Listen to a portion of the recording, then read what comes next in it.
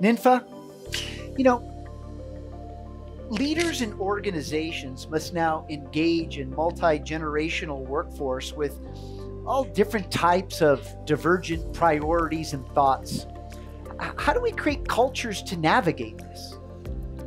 So it's like looking at an amalgam strategy and a compendium strategy, right? Even if you have all these priorities, you're also juxtapositioned among 5 generations that have different priorities.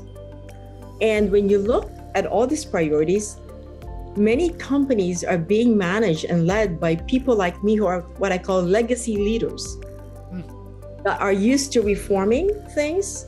And yet you have emerging leaders that are looking at transforming things. For people like us that are legacy leaders, we think that once we tell you what's going to go on and what we expect of you, you would just go on and do it. That's really not the case. I'll give you an example.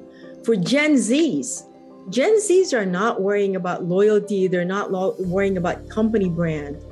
Gen Zs are focused on what is my sense of community? How do I belong? How do I get heard? And how can it be so inclusive so that even if I'm young and I'm in the bottom of the totem pole in terms of age and chronology, that I am valued. So it really gives a different definition to value. If you value the generations and the people, they will value the culture that you're trying to navigate. So individual priorities have now changed, Ninfa. How do we consider those priorities in building a culture? So as people look at culture, there are it's like a 3-legged stool, right?